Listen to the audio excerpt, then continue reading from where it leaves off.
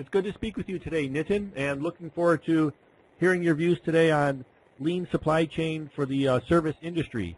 Can you start by providing a brief background of yourself?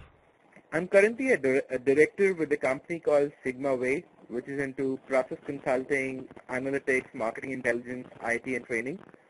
Prior to that, I was with a company called Genpact, which is an offshoot of General Electric, and thus the high focus on Six Sigma and Lean, because General Electric was so much into it.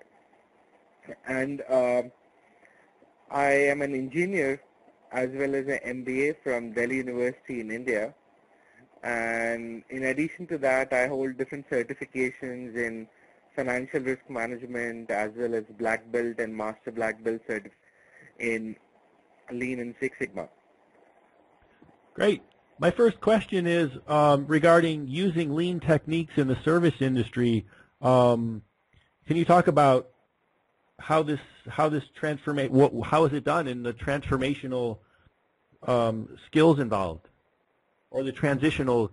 How you transition from the into the service industry?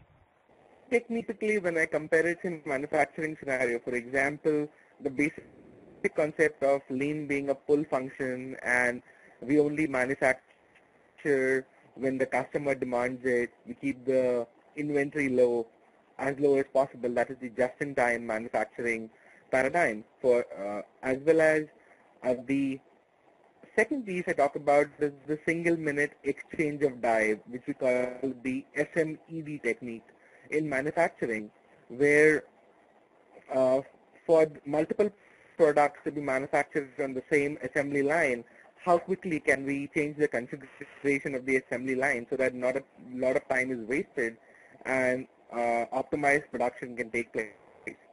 And what are now to transfer these techniques? They're actually quite relevant in the service industry as well. What are the challenges involved? So they're actually quite relevant. The main challenge is in the service industry. From my perspective, the unit which is on the assembly line is actually your customer. His experience is undergoing a change. So rather than a widget or an artifact which is being manufactured, it's the customer who is on the assembly line as his experience undergoes a change as he passes through your service experience. So that is the key challenge because a customer is also dictated by his own moods and the circumstances. So you might offer him consistent service on two different occasions, but he might be in a different mood and might be expecting something else on the second occasion compared to the first one, and might not be happy with your service. And that's I think is a key challenge. Usually we talk about processing a single unit at one point of time. But in the service industry, this is an industry which is where reports are very prevalent. And if you look at it, a lot of times the reports are in batches. The reports consist of a list of transactions. So that in itself kind of goes against the lean paradigm. So that's one of the challenges. And similarly, when I talk about using just-in-time in service industry, in today's scenario, there are companies which are trying to get into big data and analytics, and they are buying expensive software. But for me, there is no point in doing analytics unless you can take action from the insight you gain. And different companies have got different capacity to take action. Some companies are nimble enough to take action in real time or almost near real time, and the systems are configured that way. And some companies take a week or two to respond to a report which came out last week. So in my mind, you should only be producing insights almost at the rate at which you can take action. Anything else actually is a waste of resources or almost like an inventory when I compare it to the manufacturing industry, because you're not going to be able to use it in the proper time, and it might get old. The information might get old. Similarly, when I talk about the SMED or single minute exchange of die technique, I compare it to the contact centers and the call centers today which are highly prevalent. And when you look at the people working in the service industry today, they're not usually trained on one thing. They have to handle multiple kinds of calls. They have to handle multiple kinds of channels. You have the same person in a lot of cases talking on social media like Facebook, Twitter, also answering emails, and then talking on the phone as well. So how do you manage all of this? Because usually the software for all of this is different. And for this, it's a combination of training as well as software. So in my mind, when I look at single minute exchange of die, I look at a lot of middleware softwares which have come in, which give you one interface to talk to these multiple channels, as well as optimal cross-training of each of the employees who are handling such interactions so that they can function in multiple ways or multitask. So to me, that's also a application of single minute exchange of die. Otherwise, we're looking at different people and different roles handling different kinds of interactions. And some companies still do that, but I think the contact centers which do really well are people who are using who are using the same people or employees to interact with these multiple platforms. And can you talk about how do you implement in the service industry? The typical lean implementation, let me compare it to a manufacturing scenario. One of the companies where it all started is Toyota.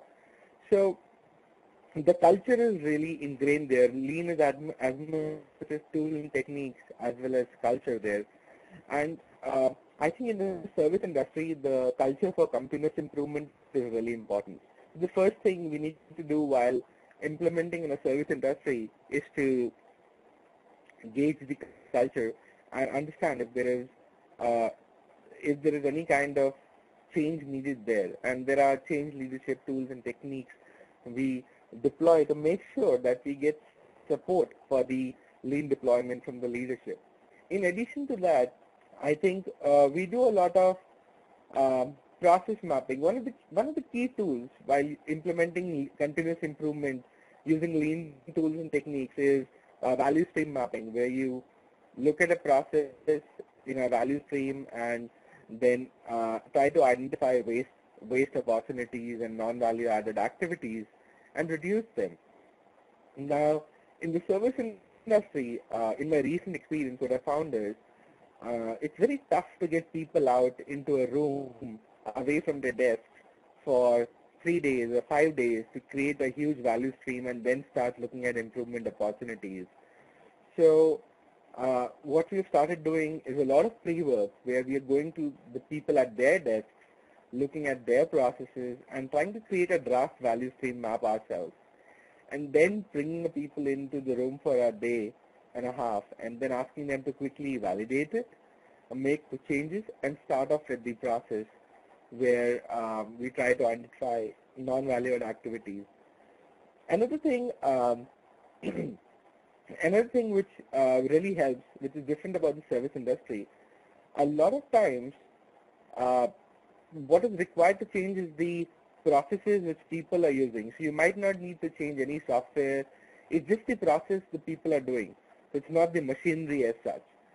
So that is relatively easy on paper, but actually we are talking about changing behavior, and in some cases behavior of people which they have been doing for years and years. So for that, I think it's very imperative that we do something called try-storming after lead.